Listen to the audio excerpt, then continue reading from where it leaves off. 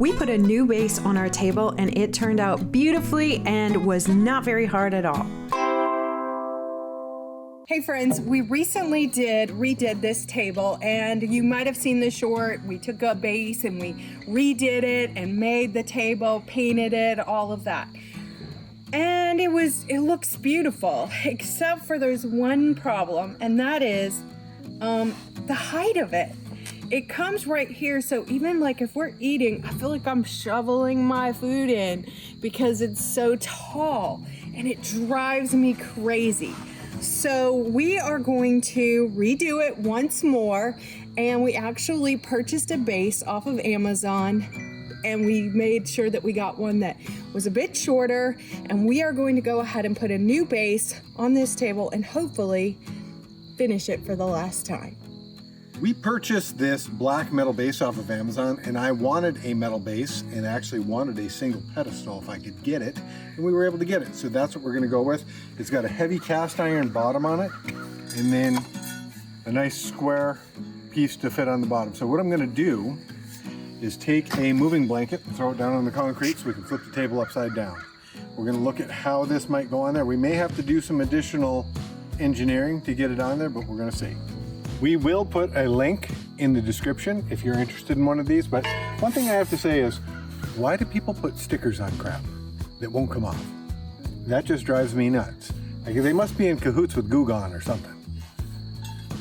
So the base that they have will sit on top of these, but the problem is we sat down, it still seems a little too high, so I'm gonna move these braces over and so that we can mount it directly to the top.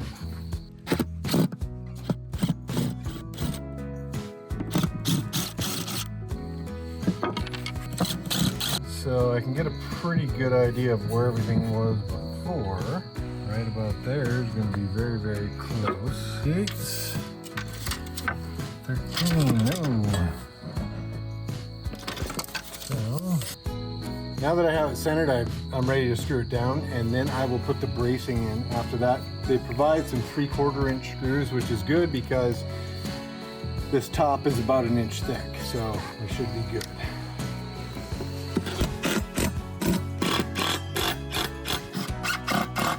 All right, so now these little brace, they only were in the middle. And what we found is the outer edges of the table wanted to curve.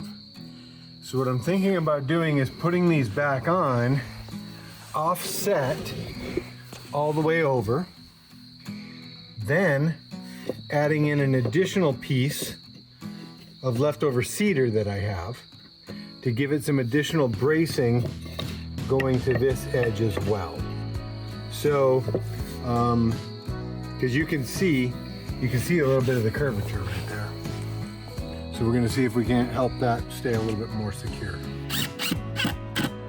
I'm going to use an 1 5/8 screw through this piece of cedar. As always, you want to make sure you use the right size screw so you don't go through the other side of the table. Lastly, what we're going to do is put the base on.